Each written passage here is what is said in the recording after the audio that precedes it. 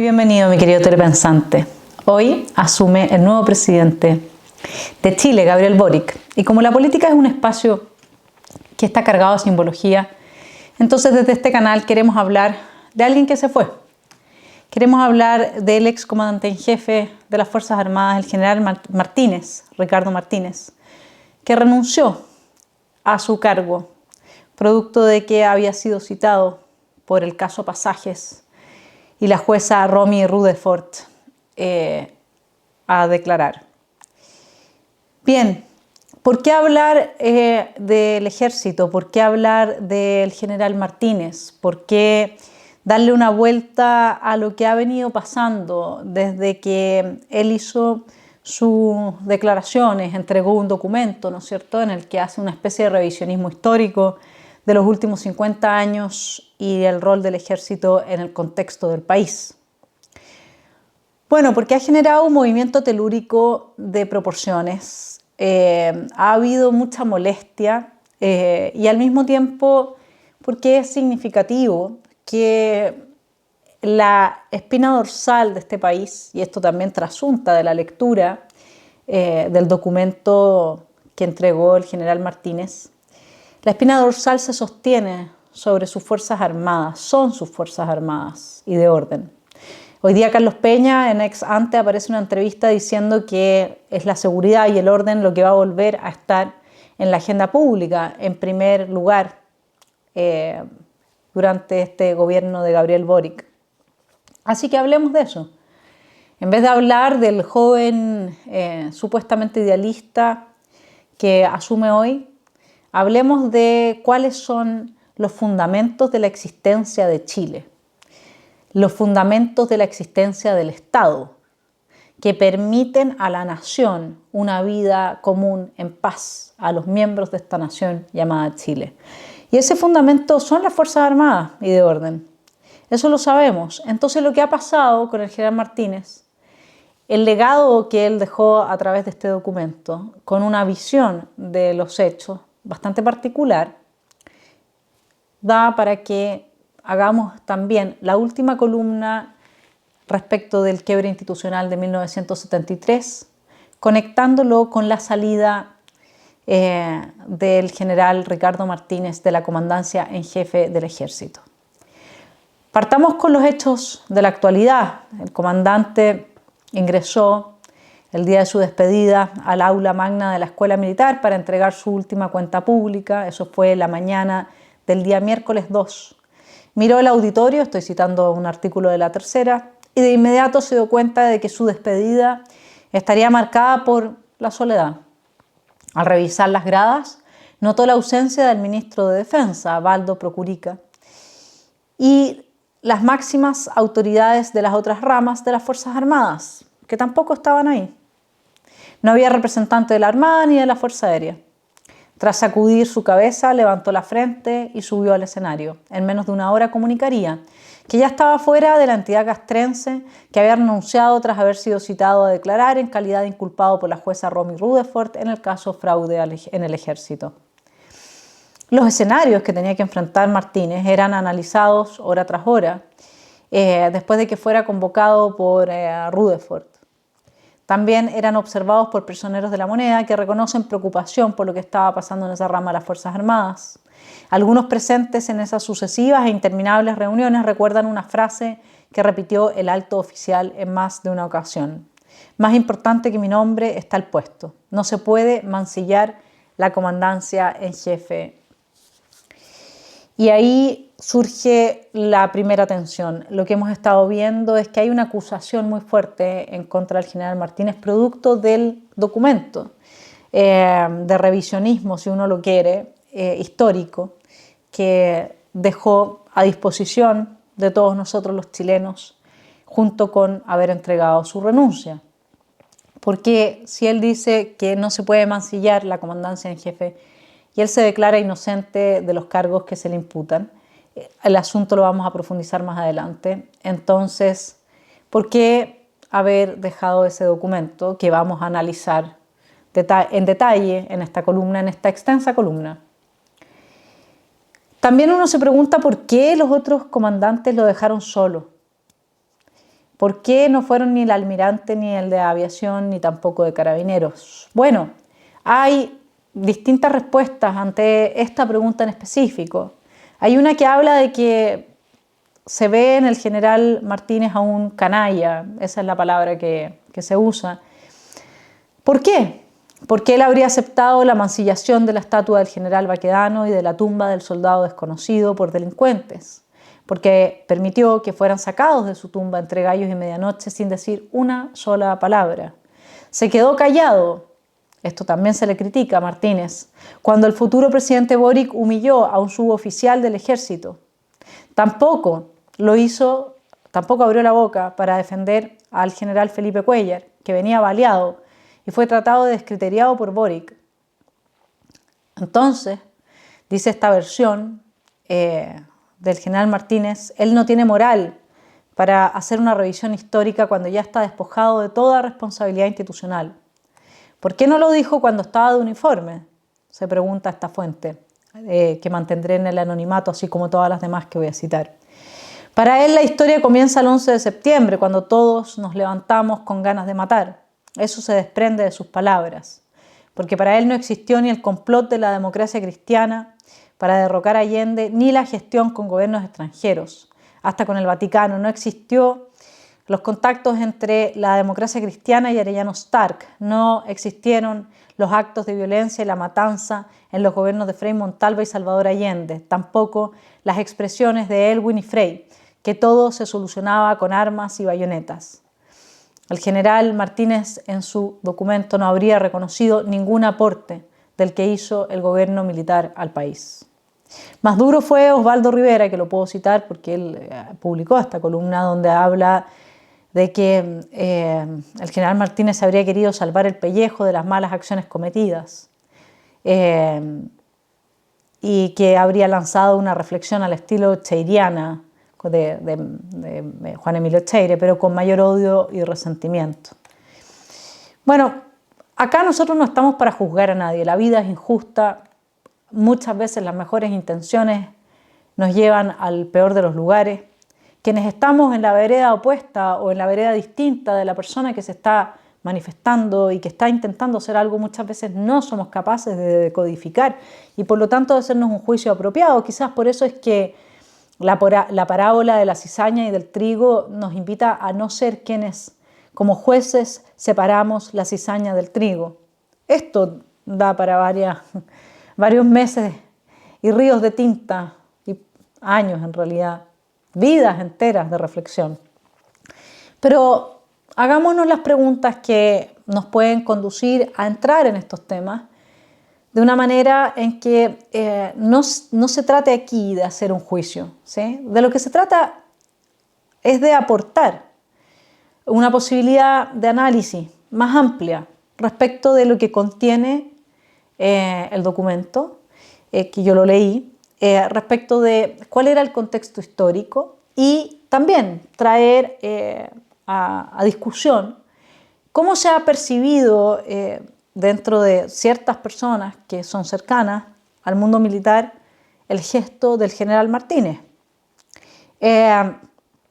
Entonces, lo primero que uno se pregunta es cuál era la idea de hacer esta revisión histórica.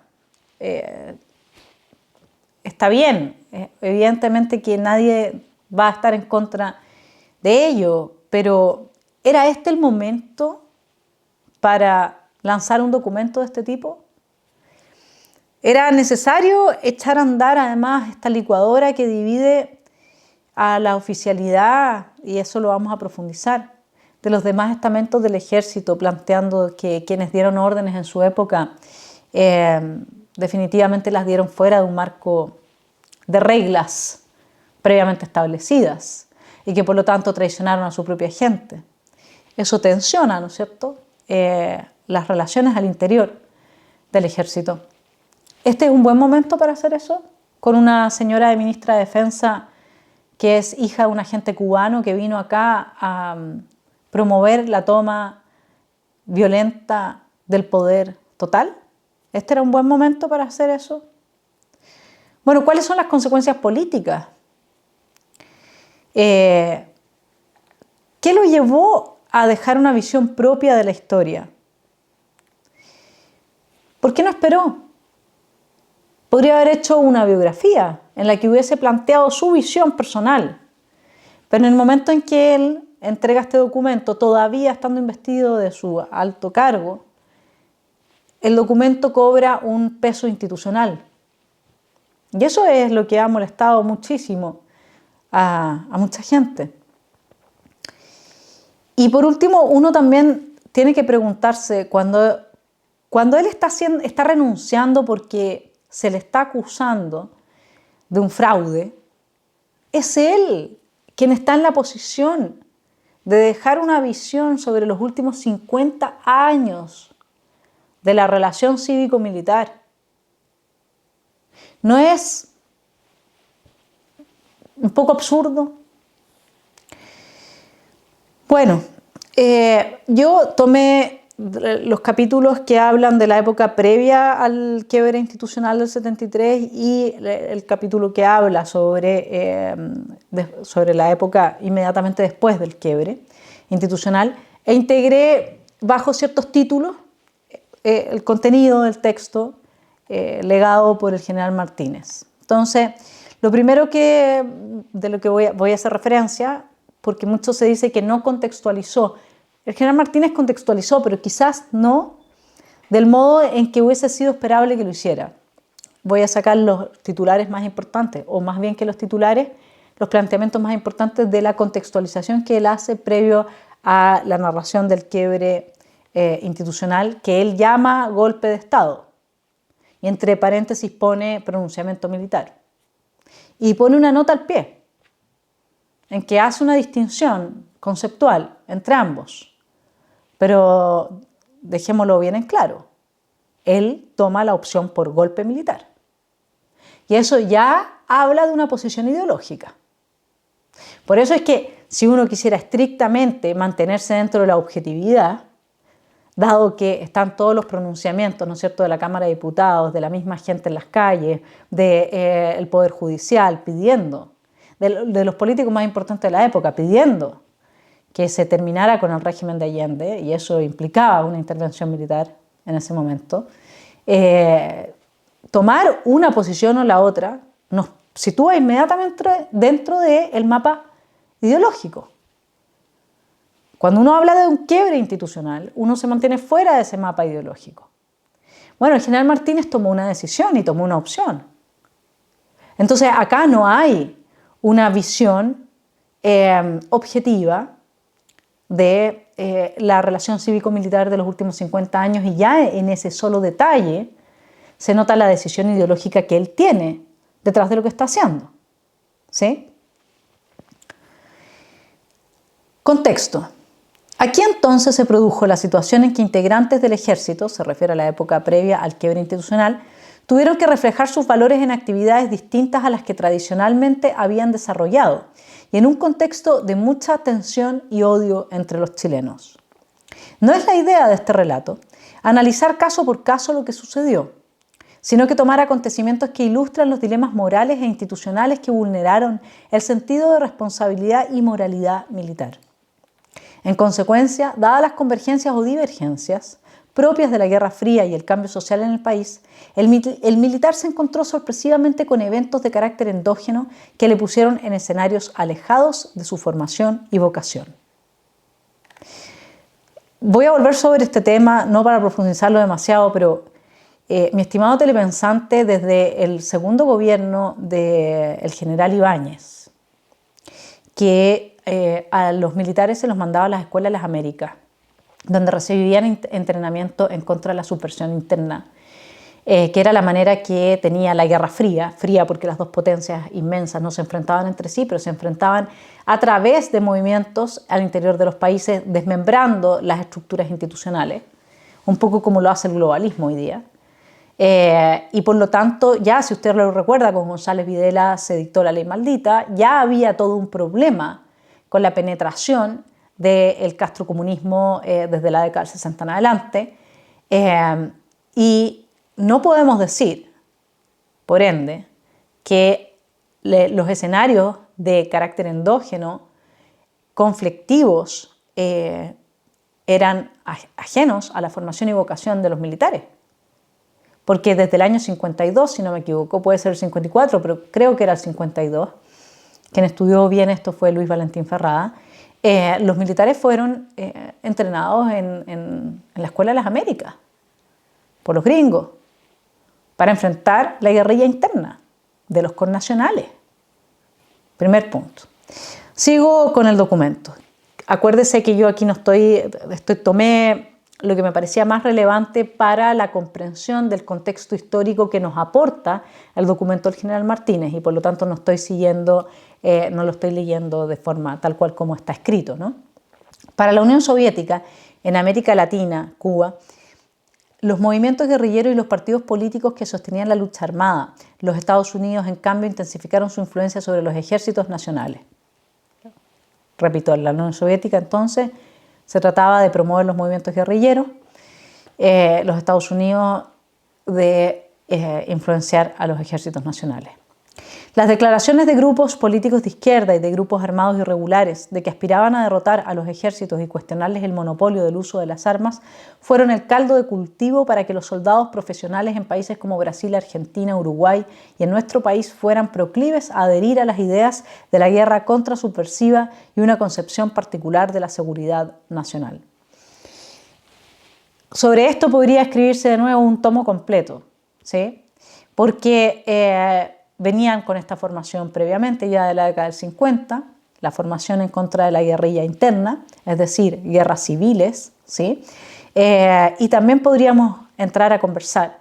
¿Cuántos de estos tipos de documentos y mea culpa y nunca más y presos y gente que está pagando venganzas políticas, entre otras cosas, también algunos crímenes, pero otros muchas veces venganzas políticas, con tribunales que están obsoletos para el resto de la ciudadanía, pero que se mantienen vigentes específicamente para este tipo de casos?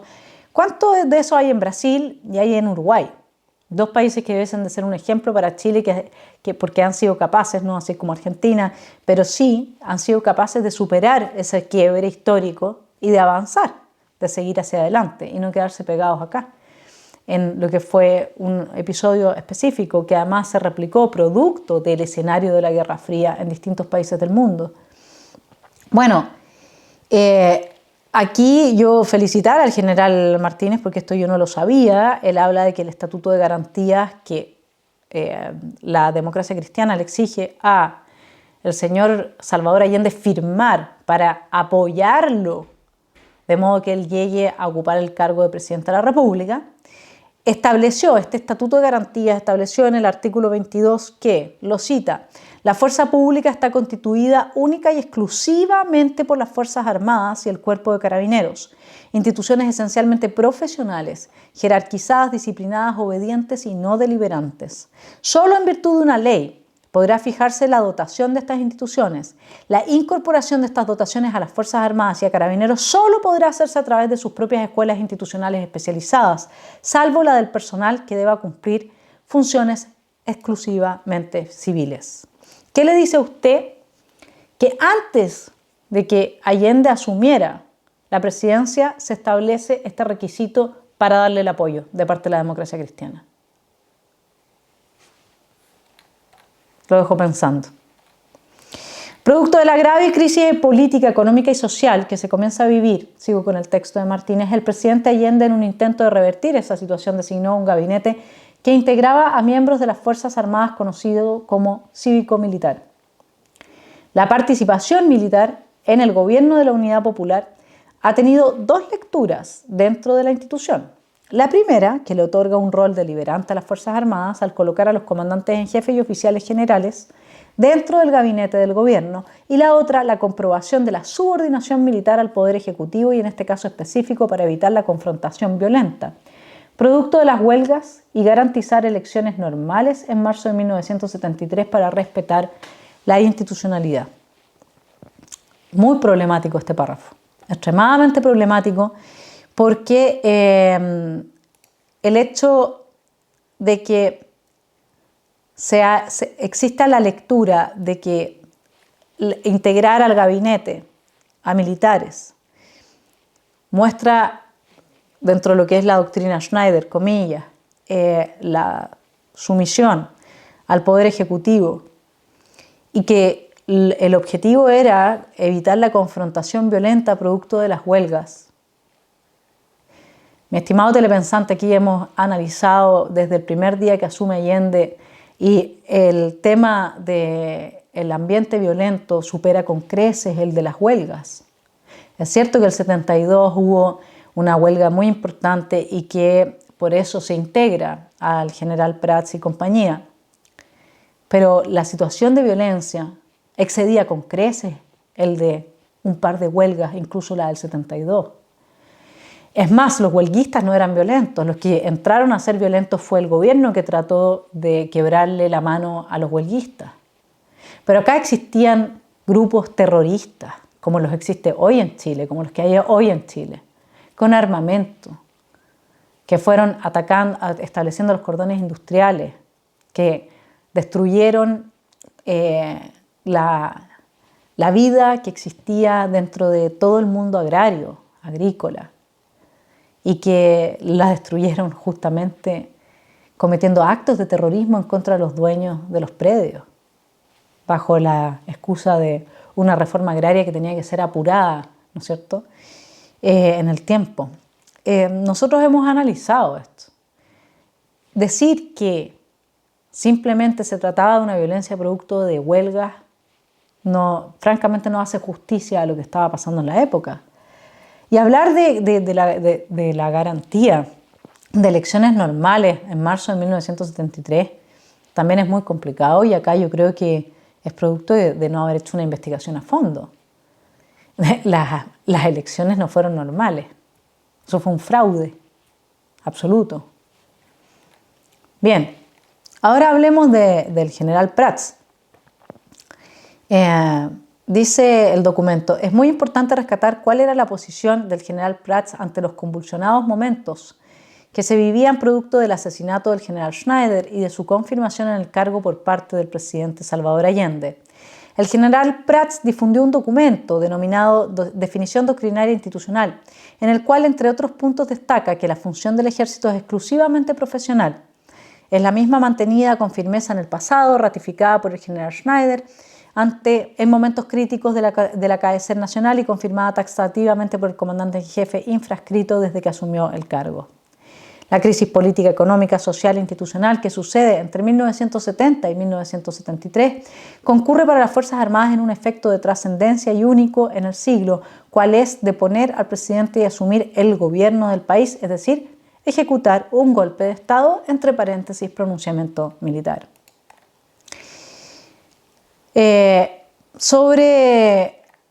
Hagamos un primer comentario sobre el general Prats y hagámoslo desde un artículo de Gonzalo Vial que se titula Salvador Allende, el fracaso de una ilusión. Dice Vial que el general Prats tenía una misteriosa personalidad que expresaba ideas muy interesantes sobre el papel que le correspondió desempeñar en los críticos momentos de esa época. En ese sentido, formula una serie de hipótesis novedosas que debieran ser analizadas para llegar a comprender en profundidad la importancia de Prats en el proceso. Las más sugerentes son cómo, en contacto con Allende y varios de sus colaboradores cercanos, le perdió el temor histórico que profesaba por el marxismo-leninismo, los esfuerzos que realizó y errores que cometió para lograr un acuerdo entre la unidad popular y la democracia cristiana, cómo el general Prats asumió un papel claramente político entre 1972 y 1973, luego de 40 años de imperturbable y profesional servicio militar, y por último algunas imprudencias cometidas al involucrarse excesivamente en políticas de gobierno. Habría olvidado al respecto que un jefe militar siempre debe guardar distancia del núcleo propiamente político del gobierno al cual sirve. De este modo, su actuación generó una serie de contradicciones internas y tuvo un efecto catastrófico en las filas castrenses. Poco a poco el alto mando se fue distanciando de su comandante. Quedó aislado arriba, en la cúspide, narra Gonzalo Vial. Estas son descripciones de la situación que no pueden quedar ajenas si uno va a hacer una revisión histórica de, por ejemplo, el rol del general Prats, independiente de la condena que todos podemos compartir de su asesinato. Pero si queremos entender Porque si no, lo que podemos hacer es, en lugar de un documento de esta índole, que pretende ser reflexivo, analítico y que pretende acercarnos a la realidad de los hechos, nosotros lo que tendríamos que hacer, en caso de que no nos vamos a hacer cargo realmente de permitir al lector hacerse una idea de los hechos y analizar por sí mismo, es una declaración punto por punto de lo que condenamos de esos 50 años. Y ahí no habría habido ningún problema que pusiese condeno no solamente el asesinato del general Schneider, condeno el asesinato del general Prats, condeno el tanquetazo, condeno, perfecto, no hay ningún problema. Es decir, se entiende que en ese contexto el general Martínez condeno a Sergio Arellano Stark, condeno las atrocidades cometidas por la Caravana de la Muerte, está perfecto. Pero cuando uno quiere hacer un documento que sirva de estudio, de análisis, y lo hace todavía y lo entrega con el uniforme puesto, es decir, con una connotación institucional, entonces hay que ser muy riguroso con la información. Por ejemplo, su descripción del tanquetazo. En junio de 1973 se produce el episodio que fue conocido como tanquetazo por el levantamiento del Regimiento Blindado número 2, unidad en la que había un descontento en especial de sus oficiales más jóvenes, aunado a contactos con civiles del grupo de extrema derecha Patria y Libertad que incitaba a un alzamiento militar. Esta situación fue disuelta por la acción del propio general Prats y los protagonistas de este movimiento fueron acusados de sublevación y de incumplimiento de deberes militares. Otra vez un grupo de militares era instrumentalizado, dice el artículo del general Martínez, por movimientos políticos que buscaban tener presencia a través de las armas. El etos militar había sido sobrepasado una vez más por aconteceres políticos ajenos a la institución. Yo veo que esta crítica que él hace al tanquetazo no aplica a la integración de militares al gabinete político de un señor que promovía el castrocomunismo. Eso por una parte. Ahora, yo no comparto, creo que si le preguntara al general Martínez quiénes eran Patria y Libertad, cuál llegó a ser el poder de fuego de Patria y Libertad, qué es lo que pudieron hacer realmente fuera de la presencia de Michael Townley, yo creo que el general Martínez no me podría dar respuestas satisfactorias respecto del grupo de Patria y Libertad. Creo que ahí se está adhiriendo un mito, un súper gran mito, pero bueno, vamos a dejar eso aparte para no meternos a pisar tantos callos. Sin embargo, cuando él dice otra vez un grupo de militares era instrumentalizado por movimientos políticos, o sea, a ver, el país se caía a pedazos, la gente estaba en las calles con hambre, había una violencia desatada y si hubo una reacción que se ha dado en llamar tanquetazo es porque esos militares fueron manipulados por grupos políticos. Sin comentario. Sobre el general Arellano. Bien, acá tenemos un problema que no es de fácil solución y ningún comentario que yo haga va a dejar contento a nadie. Eso lo tengo clarísimo.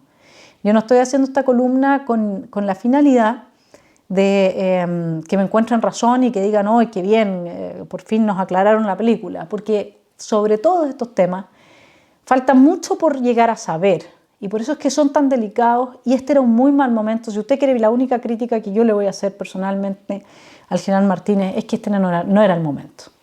Es que estamos bajo un gobierno comunista, ¿me entiende? Entonces, con ese subsecretario en defensa, con esa ministra de defensa, con ese prontuario de prácticamente toda la gente que asume este nuevo gobierno, haber dejado sobre la mesa este documento con la investidura que le daba el uniforme, la investidura institucional, me parece que francamente no estuvo o le faltó información para analizar si es que efectivamente, digamos, estaban dadas las circunstancias. Anda dando vuelta un audio que decía que lo tenía listo hace tiempo, que pasó la pandemia, que resulta que el 18 de octubre... Mire, yo tengo 2 tesis que me tomaron 14 años de trabajo a mí, no que la mandé a hacer con otras personas y que debatí con otras personas, y las tengo guardadas para el momento que sea, digamos. O sea, esto no puede ser. Realmente, y le voy a explicar por qué, porque este es un momento muy complejo en que el país está a punto de irse a otro quiebre institucional, en que Pepe Rodríguez Elizondo dice: ya perdí una vez a Chile, no lo quiero perder de nuevo, en que Sergio Muñoz también nos está avisando permanentemente, en que todo el mundo ve que aquí estamos al borde del abismo, y esto había que hacerlo. Había entonces que hablar de Arellano y de la caravana de la muerte, como se le llamó, de los zarpazos del Puma. A todo esto le cuento, yo llevo muchos años estudiando esto en mi carrera de periodismo. Cuando yo tenía 20 años, publicamos un libro en la Universidad de Finisterra que se llama 24 caracteres, con los 24 premios nacionales, y yo estudié y conversé y fui la que hizo la biografía de Patricia Verdugo, ¿sí? Así que muchos años llevo vinculada con estos temas. Y siempre me han interesado, siempre he querido entender de fondo. Y mucha gente que está directamente involucrada tampoco entiende de fondo qué pasa aquí. Entonces es complicado, porque a pesar de que Martínez pueda tener mucha razón en la ilegalidad y el quiebre con la moral del ejército que implican las atrocidades cometidas por la caravana de la muerte bajo el mando del general Sergio Arellano Stark, también siembra una semilla que solamente puede ayudar al desmembramiento de su institución. ¿Cuál es? Que siembra la duda respecto de las órdenes que los subalternos tengan que cumplir cuando son mandatados por la oficialidad. Entonces, ¿por qué no haber tomado esto de otra manera? ¿Para qué haber sembrado esa semilla? La semilla que en el fondo lleva a desvestir de autoridad a quienes ejercen la autoridad dentro de la institución castrense. Él podría perfectamente haber hablado de la cobardía de quienes dieron órdenes, y habiendo dado órdenes, dejaron a los subalternos que pagaran las consecuencias de esas órdenes que ellos dieron, por lo que ellos son los responsables. Ahí él habla de una responsabilidad institucional, y yo voy a agregar, producto de la experiencia de la Escuela de las Américas, que es una responsabilidad de todos los políticos, entonces, que gobernaron del 50 en adelante. Hagamos el revisionismo histórico, y así como vamos a repartir las tierras, podemos pensar perfectamente y llegar a la conclusión de que todos los políticos de esa época en adelante, son culpables de todo lo que pasó. Pero acá no había por qué no había por qué tomarlo de esa manera, porque entonces diluye el ejercicio de la autoridad al interior de la institución castrense. Acá lo que había que decir era otra cosa, era destacar la cobardía, porque él habla del honor militar. Y no hay nada más cobarde que, si uno da órdenes, no hacerse cargo de esas consecuencias y dejar que pague el que tenía 20 años y tuvo que asumir esa orden, que, como bien dice él acá, que no asumiera las órdenes se arriesgaba a la propia vida. Entonces, había que darle una vuelta, había que reflexionar más todo esto. Bueno, vamos con el texto. Un elemento, dice, fundamental para mantener la disciplina militar radica en que las órdenes que imparte un superior deben ser legales, y allí radica el imperativo que deben ser cumplidas por los subordinados. Uno de los episodios más condenables, dice el texto, fue el paso del general Sergio Arellano Stark y su comitiva, conocida como la Caravana de la Muerte, hasta nuestros días.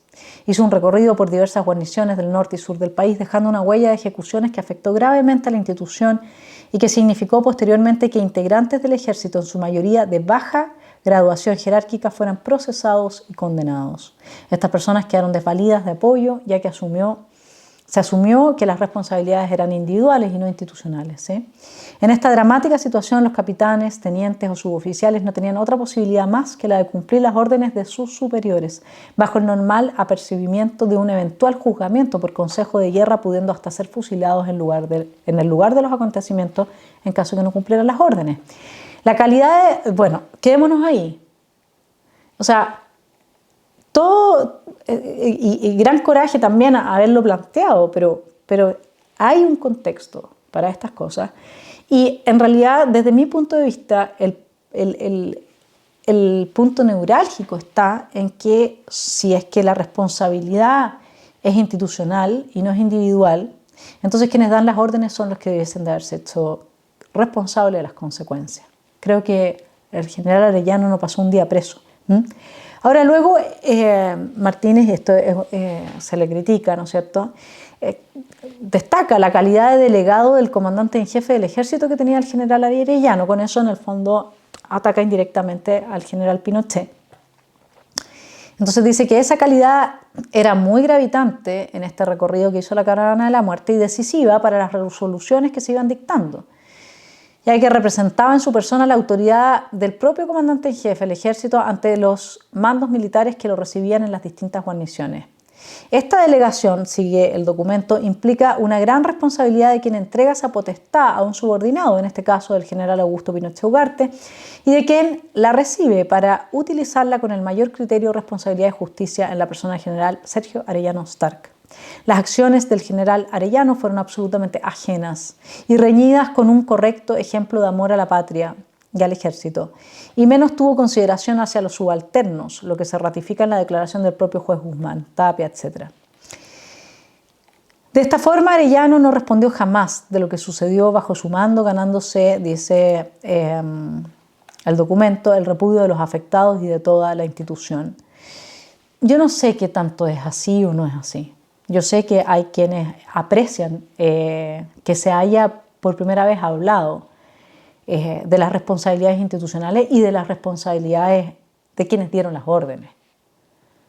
Eso yo lo tengo clarísimo, pero no sé si es que efectivamente no hay encuestas sobre estas cosas, ¿no? El general Arellano tiene una pésima imagen o no la tiene. La verdad, aquí voy a citar a otra fuente que a su juicio este es un documento inoportuno, incompleto, sesgado, mezcla en la cuenta pública del general con un revisionismo histórico. Aquí esta fuente rescata lo referido a la caravana de la muerte, porque dice este hecho enlodó al ejército, y aquí hay dos corrientes. Uno, el ejército, y otro, los organismos de seguridad a partir del 73. Los organismos de seguridad violaron los derechos humanos, pero esos gallos estaban luchando, dice, en contra del terrorismo. Y ahí hay todo un tema, ¿no? Pero el ejército tuvo esta veta amarga en que Arellano se paseó por los regimientos involucrando decenas de oficiales y suboficiales en asesinatos y sus fusilamientos. Martínez lo destaca ahora y defiende a los oficiales y suboficiales que tuvieron que cumplir órdenes. Entonces, pero vámonos a ver si es que esto es tan así. Por eso es que yo insisto, a mí me parece, fuera de que fue un muy mal momento para entregar un documento de esta índole, y que no me parece un documento hecho por historiadores formados como historiadores, o sea, por personas formadas como historiadores. Si hay algo que es importante, mi estimado telepensante, el médico sabe resolver problemas que una filósofa no sabe resolver. Y cuando uno lee, yo como académica leo este documento, quienes escribieron esto no tienen formación histórica, o sea, de historiadores, perdón, no la tienen. Entonces, o si la tienen, no se nota, ¿sí? ¿Por qué? Porque cuando Arellano termina de concretar sus propósitos en Antofagasta, parte Iquique, y ahí estaba el general Forestier, que le dice, tú aquí no me tocas. Hay una persona de las que está bajo mi zona jurisdiccional. Esto yo lo he contrastado con distintas fuentes que me lo han confirmado. Y esto pasa también en Arica, con el general Odlanier Mena, que mandaba al regimiento Rancagua de Arica. Posteriormente, bueno, este general se suicidó, ¿no es cierto?, para no terminar siendo trasladado a Punta Peuco, y él también, siendo coronel, no le aguantó tocar ni un preso de los que estaban bajo su jurisdicción a Arellano Stark. Entonces, los dos casos, el de Forestier y el de Mena, ponen en tela de juicio esto de que Arellano iba mandatado por Pinochet. ¿Ah? Porque, primero, nunca Arellano fue claro con la orden, cuál era la orden específicamente que le había dado, supuestamente Pinochet, una orden de ir a matar gente. Y por otra parte, nadie conoció nunca el papel en que le dice vaya y mate gente. Pero si es que hubiese sido así, una orden del general Augusto Pinochet, Entonces ni Mena ni Forestier hubieran podido irse en contra de esa orden. Y es más, así como dato anecdótico, el general Forestier era muy amigo de Arellano. Y este hecho, el de la caravana de la muerte, terminó con una amistad de muchos años, que era de jóvenes, desde cadetes. Entonces no es tan así, ¿me entiendes? No es tan así que es llegar y responsabilizar a Augusto Pinochet respecto de esto, porque si hubiese sido así, ninguno de estos dos miembros del ejército hubiese podido parar los carros al general Arellano. Ahora, hay que tener claro que la misión de Arellano supuestamente era agilizar procesos, pero en su comitiva no había ningún abogado. Y efectivamente, uno tiene que mirar que aquí la gente que hoy día está en su mayoría presa en Punta Peuco para la época tendría 22 años, 25 años y cumplían órdenes. Eso es tal cual. Así es que yo creo que aquí Martínez pone un punto que podría en otras circunstancias haberse prestado para abrir un debate y para revisar los criterios de justicia con los que se está juzgando a estos militares. Pero en este contexto eso no va a pasar. Entonces, él no deja la semilla para que los jueces revisen, jueces que hoy día son la punta de lanza de la venganza de quienes fracasaron en su intento por imponer el totalitarismo, veremos si ahora les resulta en nuestro país, y por víctimas también de brutalidades, de excesos y brutalidades. Esto no va a sembrar esa semilla. Esto lo único que puede derivar es una total desconfianza entre la alta oficialidad y los mandos medios y los conscriptos, etc. Entonces, es una fuerza centrífuga que disuelve la autoridad, el ejercicio y la disciplina de la autoridad dentro del ejército, y eso no puede ser algo positivo y evaluado positivamente. Bueno, el documento del general Martínez cita la legislación internacional en que plantea que, en todo tiempo y lugar, violaciones como torturas, las condenas dictadas y las ejecuciones efectuadas sin previo juicio ante un tribunal que no se haya constituido legítimamente, los atentados contra la vida y la integridad personal, van en contra de la legislación internacional. El artículo 3 acá del documento citado destaca que se trata de normas de protección mínimas que requieren tratar a todas las personas sin discriminación alguna. Y también se plantea que toda esta regulación y la aplicación de esta norma es disputada por quienes sustentan que un conflicto armado no internacional requiere entre sus condiciones de vigencia una duración prolongada. De no cumplirse el requisito de duración prolongada, se estaría en presencia de solo disturbios internos. Entonces habría que hacer una distinción entre guerra civil, prolongada, en que nos estamos matando, cuántos muertos serán necesarios para que en definitiva se entienda que se está en una situación de alta complejidad y de guerra, definitivamente, de guerra interna incluso, ¿no? De guerra civil. ¿Cuántos muertos serán necesarios para que se diga o cuántos meses, cuántos años, para que se entienda como prolongado y no se hable simplemente de disturbios internos? Esta es una tensión que queda planteada en el documento, pero no queda resuelta. Sobre todo en miras a lo que estamos viviendo hoy día. Y luego cita el Nunca Más de Emilio Cheire, de Juan Emilio Cheire, dice que en la que señala enfáticamente que pese a todos los esfuerzos que se han hecho, el ejército sigue siendo prisionero del pasado, pero es una decisión que ha tomado Chile, la de mantener al ejército prisionero en el pasado. Uruguay y Brasil vivieron situaciones similares y España también, y no están prisioneros del pasado. Esto es una decisión política. Esto no es porque el ejército no ha podido avanzar y retroceder y cambiar lo que tendría que haber sido, lo que no tendría que haber hecho. Esto ha sido una decisión política de no dejar esto atrás. Entonces, nunca más una clase política que fue incapaz de controlar la crisis que culminó en septiembre de 1973. Nunca más esa clase política. ¿Qué tal la clase política del acuerdo del 15 de noviembre? Nunca más a los sectores que nos incitaron y avalaron oficialmente nuestro actuar en la crisis que provocaron. Nunca más excesos, crímenes, violencia y terrorismo. Nunca más crímenes, violencia y terrorismo. ¿Qué habrá en el sur? No, ¿verdad que esos son causas de los pueblos originarios? Nunca más un sector ausente y espectador y pasivo. En fin, nunca más una sociedad chilena dividida. Hoy día estamos divididos entre los que tienen en su menú a sujetos de derecho, por ejemplo, vacas, y los que no los tienen en su menú. Y ese nunca más, ¿qué vale? Bueno, como conclusión de este periodo, termino de citar el documento, se puede indicar que las situaciones que se vivieron durante el gobierno militar de violación a los derechos humanos no pueden minimizarse ni descontextualizarse debido a que los militares están obligados en su actuar a respetar normas y procedimientos legales. También es injusto atribuir al ejército en su conjunto la responsabilidad por las distintas situaciones que han sido materia de investigación en los tribunales.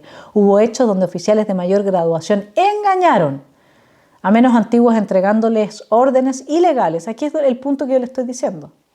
Entonces aquí cualquier subalterno puede decir usted me está engañando ahora en adelante. En vez de decir es que esta gente fue cobarde y no asumió las responsabilidades institucionales que les correspondían por las órdenes que dieron. ¿Será que hay un problema en reconocer la cobardía? Lo dejo ahí. Podemos establecer que el etos militar fue afectado severamente cuando se violaron los derechos humanos en el cumplimiento de las órdenes debido a que se dañó gravemente la confianza de los ciudadanos con el ejército. Le recuerdo al general Martínez que a pesar de todo lo que ha sucedido, entre ellos los casos de los pasajes, etc., la ciudadanía sigue confiando mucho más en el ejército que en los políticos. Y además dañó la lealtad que debe existir entre superiores y subalternos. Bueno, con esto no mejora el asunto, porque acá lo que debió haberse puesto el énfasis, como lo repetiré incansablemente, es en la cobardía de quienes no asumieron sus responsabilidades dentro de las estructuras de la institución.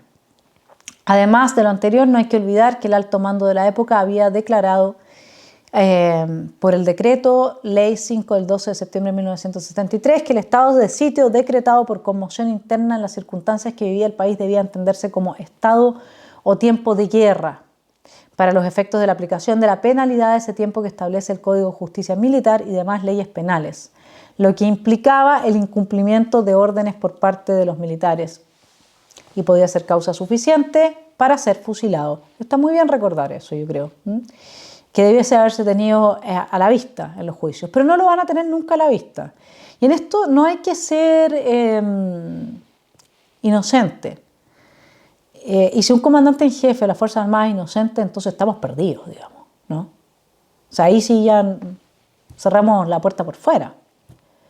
¿Cómo vamos a esperar que se entienda que en ese momento, a través de ese decreto, había sido decretado un estado de sitio que obligaba al cumplimiento de las órdenes so pena de perder la propia vida? Si acá no hay ningún interés de parte de los jueces ni de nadie de que se haga justicia. Acá lo que se quiere es que se termine de consumar una venganza a partir de la cual se desmoralice y se desestructure absolutamente a las Fuerzas Armadas de Chile. Prueba de ello es que el mismo Martínez critica el sistema arcaico de justicia para juzgar a los militares, donde participa un ministro en visita designado por la Corte Suprema, ¿no es cierto?, que es un sistema paralelo antiguo, donde el ministro investiga y condena en primera instancia. O sea, a ellos se les mantuvo un sistema antiguo que los perjudica.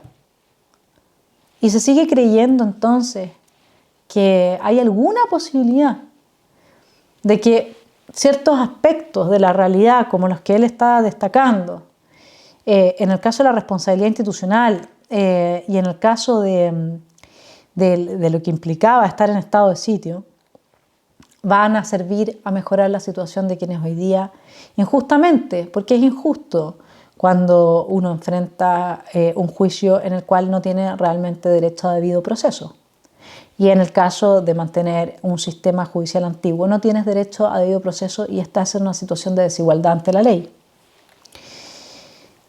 Y acá no hay igualdad ante la ley, empecemos por ahí, porque si uno lo piensa, los políticos han robado infinitas veces más que los militares, que si uno toma la cantidad de plata por la cual a cada uno, ¿no es cierto?, de los 21 generales que pasaron retiro con el tema pasaje, un año antes, fíjese, del 18 de octubre, qué curioso, ¿no? Los montos fluctúan entre 10 y 50 millones de pesos. ¿Está mal?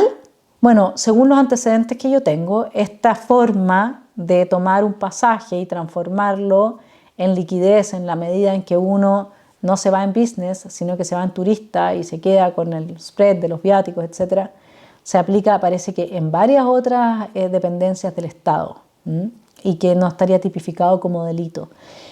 Habría que ver, no soy una persona experta en esta materia, pero si es que sí lo puede hacer todo el resto de la burócrata y si se venía haciendo desde el año de la pera, entonces evidentemente que esto es una excusa, así como lo es una ficción jurídica, así como lo es el secuestro permanente para desmantelar nuestras Fuerzas Armadas. 21 generales pasaron a retiro con el tema de los pasajes, un año antes del 18 de octubre. 2 excomandantes en jefe fueron encarcelados y procesados. ¿Hay alguna mejor manera de desmoralizar a una institución que esa? Yo les pido que a quien sea parte de la familia militar, que le interese esta columna o que sea parte también del grupo de los telepensantes, que se ponga a pensar y realmente vea la desigualdad que hay ante la ley respecto de los delitos de cuello y corbata, que se meta a estudiar los montos involucrados en corrupciones desde Sokimich hasta Inverlink, y entonces entendamos qué es lo que hay aquí de fondo, ¿sí? ¿Por qué tribunales con unos sí y con otros no? Y que además revise qué pasó con la ley reservada del cobre, gracias justamente a que se instaló toda esta deslegitimación que permitió avanzar el término de ese mecanismo que entregaba un porcentaje fijo de los ingresos obtenidos por Codelco en sus exportaciones de cobre para los presupuestos de las Fuerzas Armadas chilenas. Así es que yo realmente los invito a que lo revisen la desigualdad ante la ley frente a que afecta, digamos, a los miembros de las Fuerzas Armadas respecto de los miembros del poder político, ¿sí?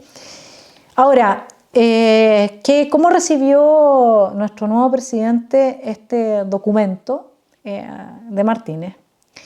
Él dice Boric tuiteó que el reconocimiento y condena que ha hecho el ejército de su responsabilidad institucional en las violaciones de derechos humanos durante la dictadura es valioso para Chile.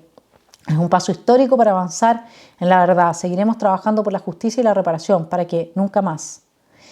En tanto, la futura ministra de Defensa, que asumen hoy, Maya Fernández, indicó que las heridas de la dictadura no cerrarán sin verdad, justicia y reparación.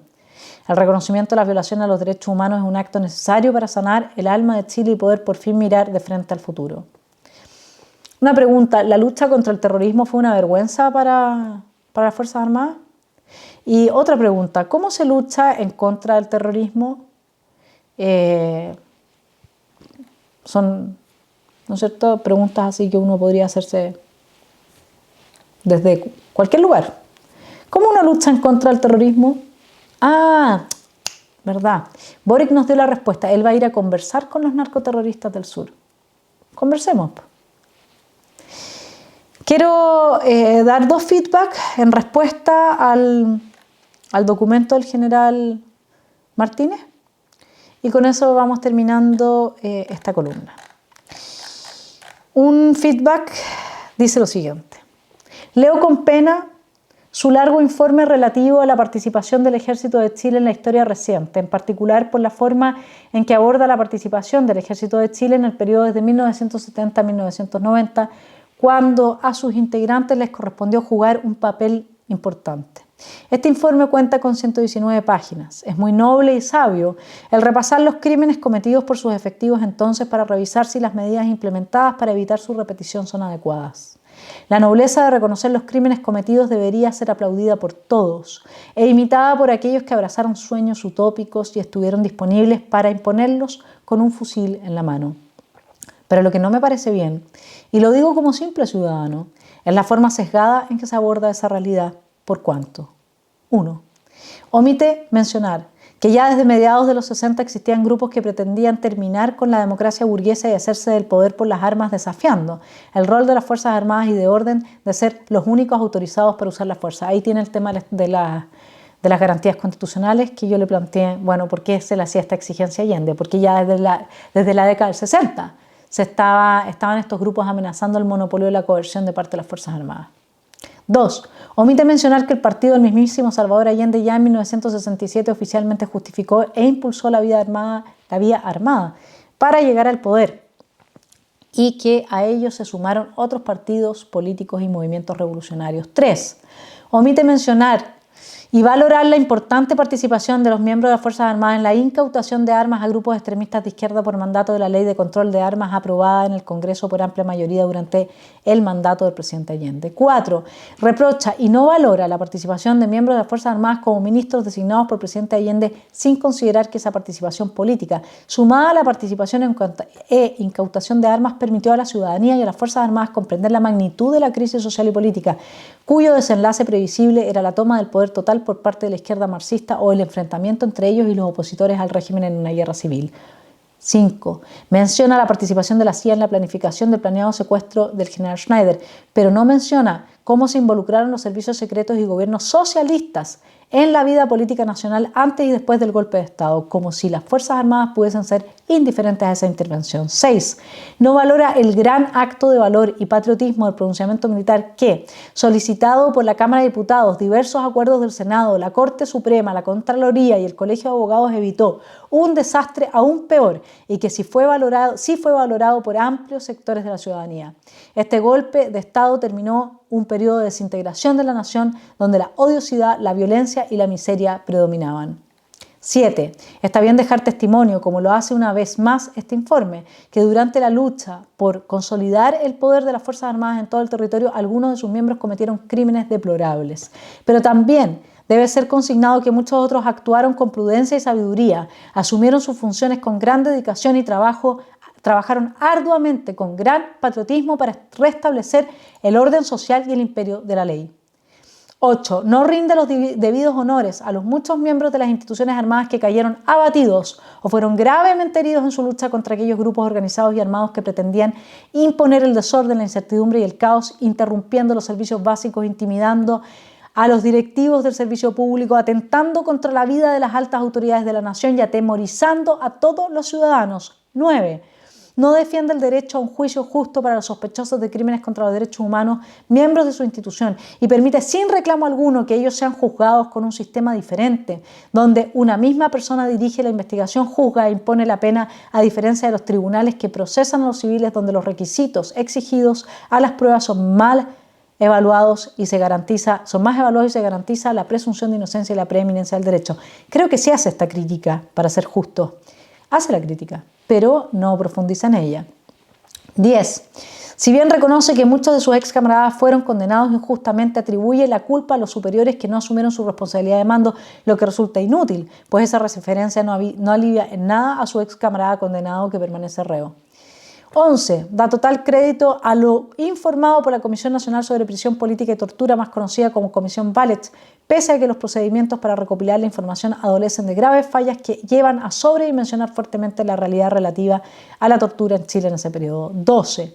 Trata el periodo del gobierno militar como un todo invariable, sin reconocer que este comenzó con una férrea dictadura y que, superada la etapa de recuperación de la paz, creó las normas e instituciones que permitieron a las Fuerzas Armadas retirarse progresivamente del gobierno, entregando las posiciones de mando a civiles, hasta la recuperación total de la democracia en 1990. Por último, solo decir que sí existen motivos para que las Fuerzas Armadas sientan vergüenza por los deplorables crímenes cometidos, pero también deben estar muy orgullosos de haber cambiado la realidad del Chile violento y miserable en que vivíamos y ponernos a la cabeza de Latinoamérica en progreso y calidad de vida. Sí, existen motivos. Pero así como hubo un lado oscuro y criticable y deplorable, también hubo otro lado que hay que destacar y en el que hay que afirmar, no solamente se llegó a un desarrollo mayor, que implica superar el hambre, la desnutrición, la muerte temprana, sino que salvó muchas vidas, a miles, cientos de miles de vidas, quizás millones de chilenos, de lo que viven hoy día los venezolanos y de la guerra civil que se venía gestando, que es tal cual. Bueno, a mí me dicen que el ejército está de rodillas. Yo creo que no. Yo creo que la nación es previa al Estado y todos los problemas que tenemos son producto de la clase política. Nunca las Fuerzas Armadas de este país han intervenido en la vida civil si no ha sido porque los civiles lo han pedido. Porque la situación no ha dado la posibilidad de continuar adelante sin un quiebre mayor. Por lo tanto, no está en la vocación de las Fuerzas Armadas el intervenir en la vida civil. Le voy a dar otro feedback, mi querido telepensante. Este lector del documento que ha dejado el general Martínez plantea lo siguiente. Es una postura de izquierda moderada frente a los excesos y estupideces que se cometieron porque de ambas cosas hubo. Pero hay que entenderlo dentro del contexto de la época. Tener presente que en Vietnam, durante la Operación Fénix, se eliminaron a profesores y a muchos otros civiles porque se suponía que eran los motores de la subversión y ahí murieron decenas de miles de personas. Y eso es lo que pasa en una guerra. La verdad es que en Chile, y eso se soslaya y se silencia, y en este sentido, este general es cómplice de la deformación histórica. En Chile estaba presente un cuadro de oficiales cubanos que tenía por misión coordinar la toma del poder total por parte de la extrema izquierda. Y en ese terreno, la prueba es clara ante la distinción que se le hace al general Arnaldo Ochoa, brazo derechísimo o izquierdísimo de Fidel Castro, por su desempeño en Chile. Un general cubano que estuvo ilegalmente en Chile durante una época también. Según este telepensante, la embajada cubana tenía más de 1000 funcionarios, de los cuales muchos no se tenía antecedentes. Había una brigada internacional de indocumentados. Además agrega que el general Prats estuvo en Rusia, trajo de vuelta varios manuales de armamento ruso. Y Rusia ofreció un crédito, dice este telepensante, esto no lo pude corroborar, así que ahí si usted tiene más información lo descarta o lo confirma. Rusia ofreció un crédito a Chile por $700 millones para equipar al ejército de Chile, lo que nos hubiera convertido en la fuerza militar más poderosa, que equivaldrían a $30.000 millones de hoy, según este telepensante. Todo lo demás yo lo he confirmado, el viaje a Prats, lo de Arnaldo Ochoa, la presencia de generales importantísimos en Chile, que eran generales cubanos.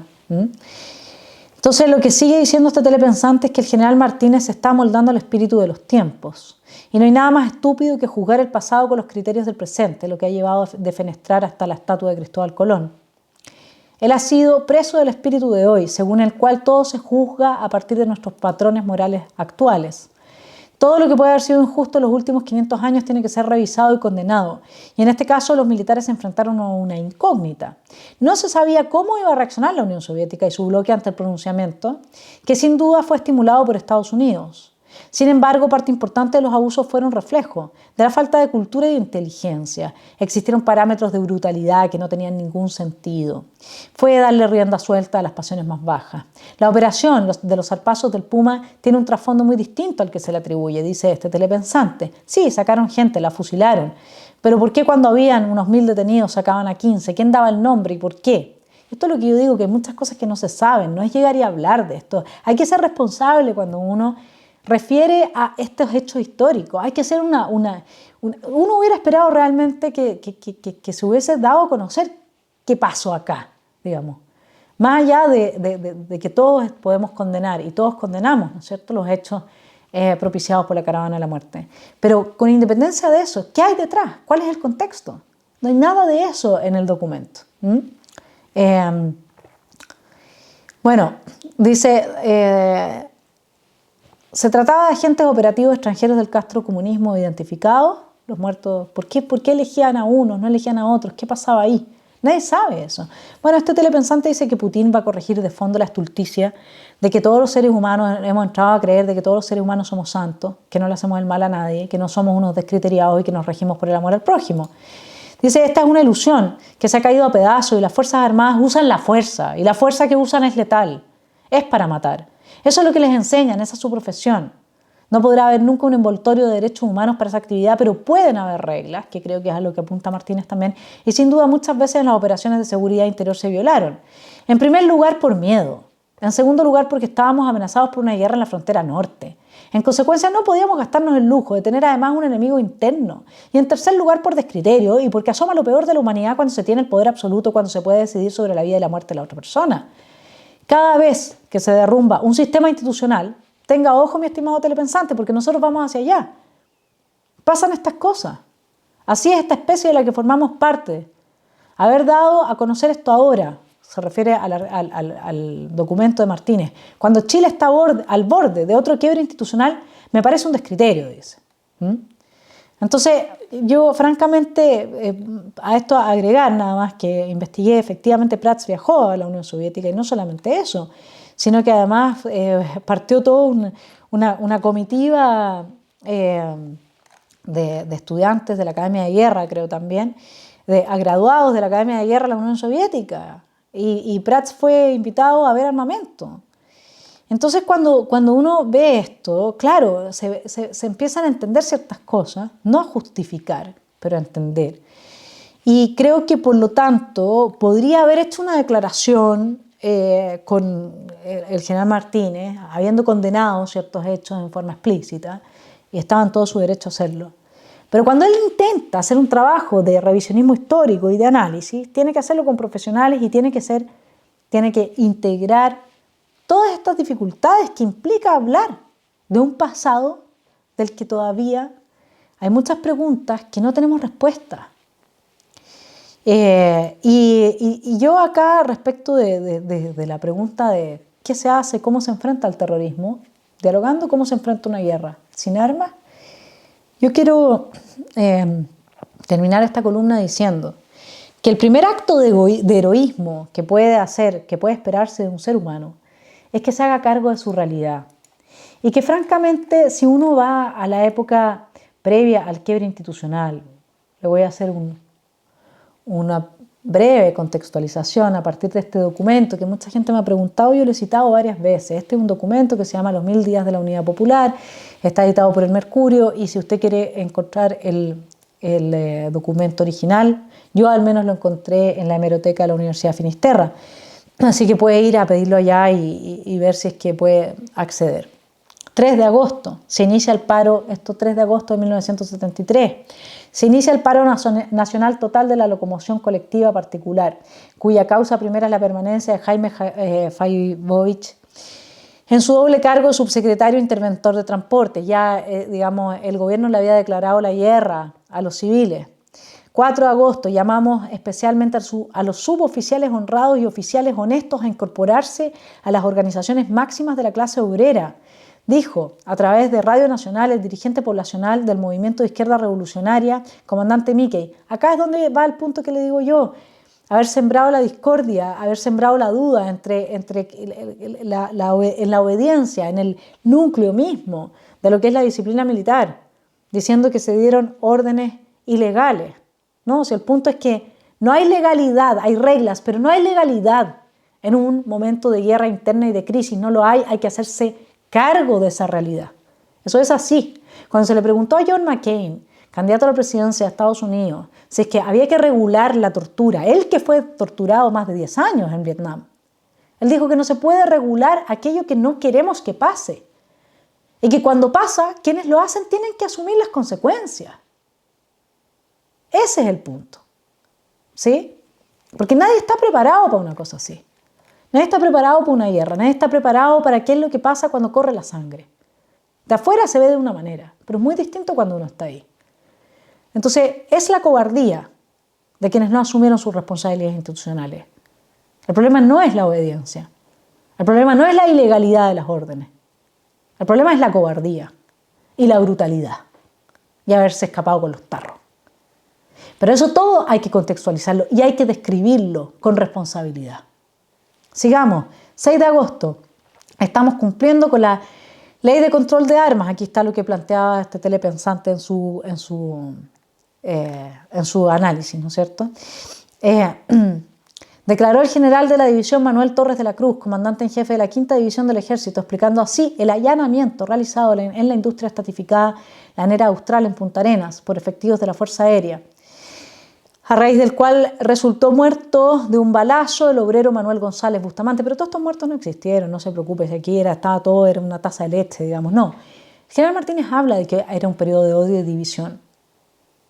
Pero cuando uno habla en términos muy generales y dice no voy a entrar en la casuística, y después sí entra en la casuística de lo que pasó ex post quiebre institucional, entonces estamos hablando de dos niveles distintos. Una cosa es un titular y otra cosa es entrar realmente a desmenuzar caso por caso y hacerse cargo. Si vamos a hablar en términos de titulares, entonces titulares en las dos épocas históricas. Pero no entremos a ver cuáles fueron los crímenes cometidos acá sin entrar a ver cuáles eran los crímenes que llevaron al quiebre institucional. El MIR distribuyó a los órganos periodistas un nuevo documento contra los institutos castrenses. En Concepción, Talca, Calama y hace 2 días en Santiago, algunos oficiales reaccionarios se han permitido golpear y vejar a militantes de la izquierda por realizar propaganda contra el golpismo. La oficialidad reaccionaria y gorila se ha colocado con estas acciones en la abierta ilegalidad, pisoteando las libertades públicas. En los últimos días, la acción de la oficialidad reaccionaria colmó el vaso. Los jefes de las 3 ramas de las Fuerzas Armadas en Punta Arenas, y aquí se dedica a criticar toda la intervención en Punta Arenas, donde se requisaron todas estas armas, porque en las empresas tomadas, las industrias tomadas empezaron a hacer, digamos, depósitos de armas que en parte se robaban a las mismas Fuerzas Armadas. 7 de agosto, me querellaré contra todas las personas, organizaciones o instituciones que calumnien, injurien o difamen mi persona, el cargo que represento y a la institución a la que pertenezco, afirmó en conferencia de prensa el general Manuel Torres de la Cruz. La comandancia en jefe de la Armada informó oficialmente que en los últimos días de la semana pasada se detectó la gestación de un movimiento subversivo en 2 unidades de la escuadra. Una explosión estremeció a la ciudad de Curicó, hizo volar 30 metros del oleoducto de la Empresa Nacional de Petróleos ENAP. El señor Allende y los dirigentes marxistas han adoptado fría y deliberadamente las siguientes tácticas: enfrentar a los ministros militares con situaciones ilegales o imposibles de resolver, para desprestigiar a través de su fracaso a las Fuerzas Armadas, que la opinión pública, por falta de información, supone representadas por ellas. Así, la etapa culminante del desastre económico será atribuida a la Marina, las persecuciones y abusos contra los transportistas y otras fuerzas gremiales a la Fuerza Aérea. La Comisión Política del Partido Nacional consignó así un punto negativo más en una larga lista de arbitrariedades para resolver su posición. 17 de agosto, este gobierno ha llevado al país a una catástrofe y ahora, con un golpe de habilidad y de audacia, utiliza a las Fuerzas Armadas para que se hagan cargo de este desastre y tengan que afrontar las consecuencias de una política funesta en la cual no les cabe responsabilidad alguna, declaró el presidente del Senado, Eduardo Frei Montalva. 18 de agosto, presenté mi renuncia porque no pude cumplir con las metas que me había fijado, declaró el general del aire César Ruiz al dejar el Ministerio de Obras Públicas y Transporte. 20 de agosto, el presidente Allende rechazó las renuncias que le presentaran los ministros de Defensa Nacional y Hacienda, general Carlos Prats y almirante Raúl Montero, respectivamente.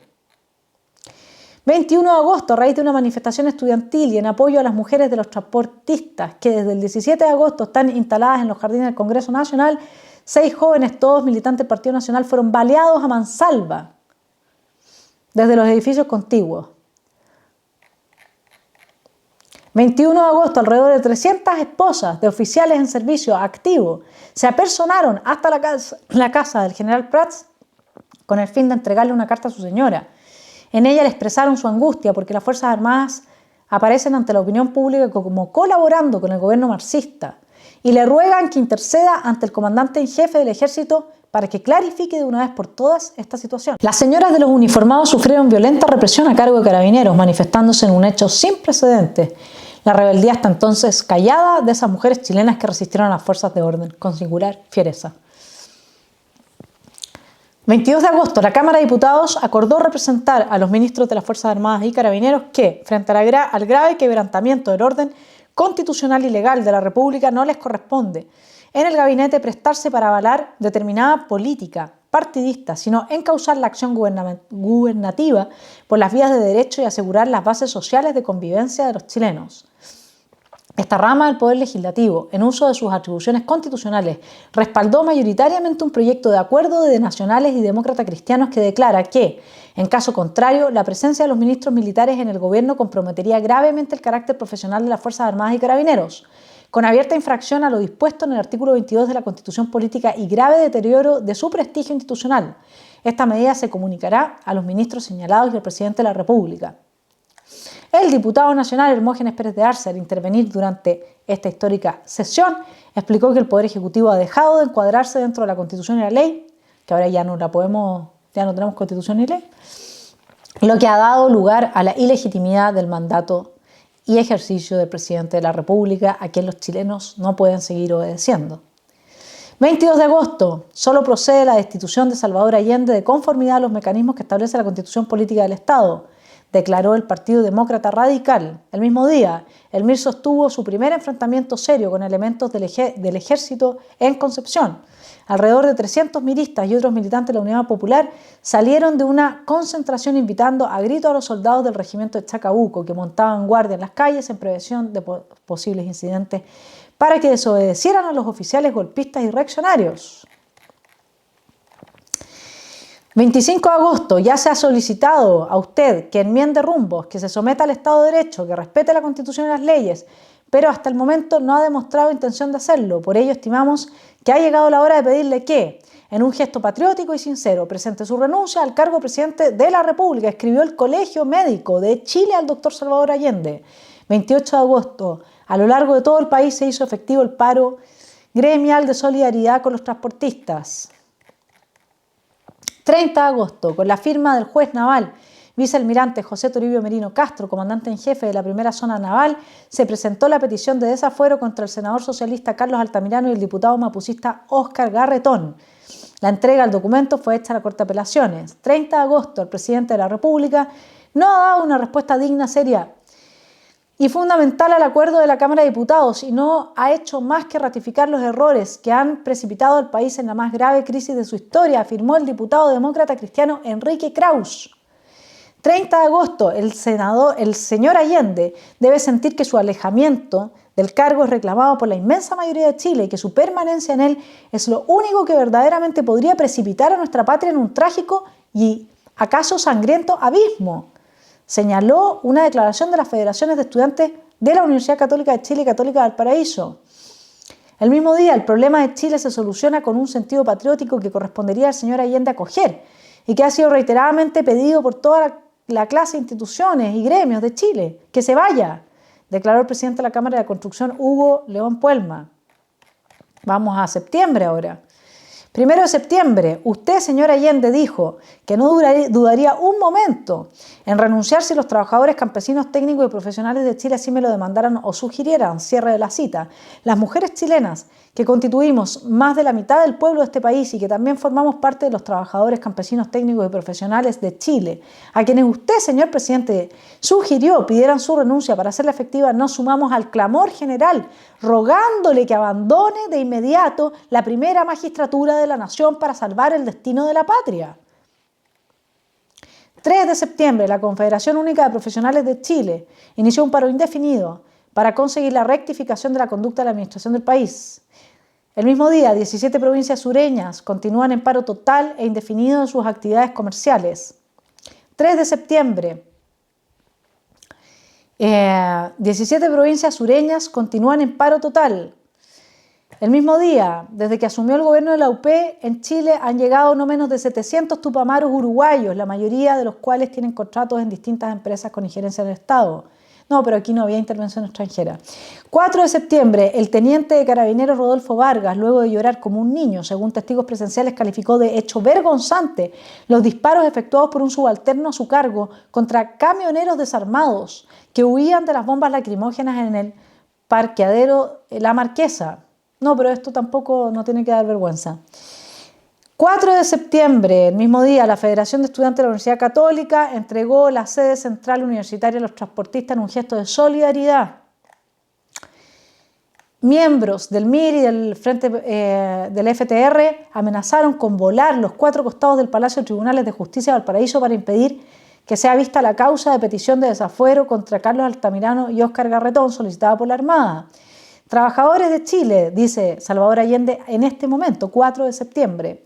El invierno está terminando y aparecen ante nosotros horizontes económicos promisorios, dijo el presidente durante la celebración del tercer año de su triunfo relativo en las elecciones presidenciales. 5 de septiembre, convocada por el Poder Femenino, las mujeres gremialistas, el Comité Coordinador de las Mujeres de los Transportistas, el Movimiento Independiente de Mujeres y los departamentos femeninos de los distintos partidos políticos democráticos, tuvo lugar una manifestación parangonable a la marcha de las cacerolas vacías del 1 de diciembre del 71. Miles y miles de mujeres se congregaron entre la Plaza Baquedano y la Avenida Santa Rosa, repletando todas las calles aledañas del Cerro Santa Lucía, etc. Que se vaya, era el grito de las mujeres que hoy día están en otra.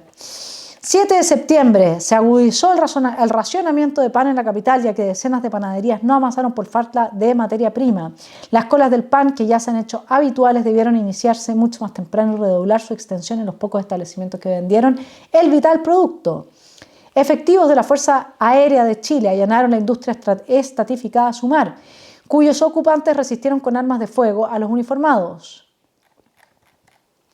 8 de septiembre, efectivos del regimiento Tucapel de Temuco descubrieron un nuevo campamento guerrillero en Mamuy, Malal, lugar cordillerano. 13 personas fueron detenidas. 9 de septiembre, ingenieros, médicos, abogados, dentistas, educadores y otros profesionales acordaron continuar o iniciar paros a nivel nacional en solidaridad con los transportistas. El mismo día, los 29 presidentes provinciales del Partido Demócrata Cristiano pidieron a la directiva de su colectividad promover la renuncia de todo el Parlamento y del presidente de la República. Luego, concurrí a una reunión a la que fui invitado para escuchar las denuncias de un suboficial y algunos marineros en contra de actos subversivos perpetrados supuestamente por oficiales de esa institución armada. Y concurriré todas las veces que me inviten para denunciar acciones contra el gobierno constitucional de Salvador Allende. Con estas palabras, el senador Carlos Altamirano, secretario general del Partido Socialista, reconoció públicamente en el Estado de Chile su participación en el abortado complot que se fraguaba en la Armada Nacional. 10 de septiembre, a un día de lo que el general Martínez llama el golpe militar, en la Casa Central de la Universidad de Chile se constituyó el Comando Multigremial de la provincia de Santiago destinado a unar la acción de todos los gremios de la capital en su lucha por obtener la inmediata y total rectificación de la política general del país y la renuncia a su cargo del actual primer mandatario. El abogado y profesor universitario Jaime Guzmán dijo en esta oportunidad: la hora de la rectificación ya pasó, el gobierno debe irse, porque ha perdido la confianza del pueblo. 11 de septiembre a las 8 de la mañana la ciudadanía comenzó a escuchar el siguiente comunicado a través de la radio. Y yo, que me he quedado sin luz, está perfecto. Se me apagaron mis focos para leer el comunicado. Teniendo presente, 1. La gravísima crisis social y moral por la que atraviesa el país. 2. La incapacidad del gobierno para controlar el caos. 3. El constante incremento de grupos paramilitares entrenados por los partidos de la Unidad Popular que llevarán al pueblo de Chile a una inevitable guerra civil. Las Fuerzas Armadas y Carabineros deciden. 1. El presidente de la República debe proceder a la inmediata entrega de su cargo a las Fuerzas Armadas y Carabineros de Chile. 2. Las Fuerzas Armadas y Carabineros están unidos para iniciar la histórica y responsable misión de luchar por la liberación de la patria y evitar que nuestro país caiga bajo el yugo marxista y buscar la restauración del orden y la institucionalidad. 3. Los trabajadores de Chile pueden tener la seguridad de que las conquistas económicas y sociales que han alcanzado hasta la fecha no sufrirán modificaciones en lo fundamental. 4. La prensa, radiodifusoras y canales de televisión adictos a la Unidad Popular deben suspender sus actividades informativas a partir de este instante, de lo contrario recibirán castigo aéreo y terrestre. 5. El pueblo de Santiago debe permanecer en sus casas a fin de evitar víctimas inocentes.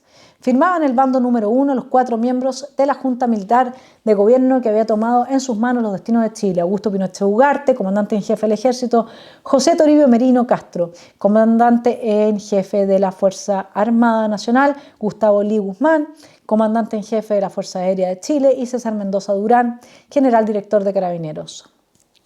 11 de septiembre, al final, para terminar esta saga de contextualización de lo que fue nuestro quiebre institucional, alrededor de las 14 horas en el Gran Living de la Moneda se suicidó Salvador Allende Gossens expresidente de Chile, disparándose 2 tiros de una metralleta que tenía grabada la siguiente leyenda: a su amigo y compañero de armas, Salvador, comandante Fidel Castro.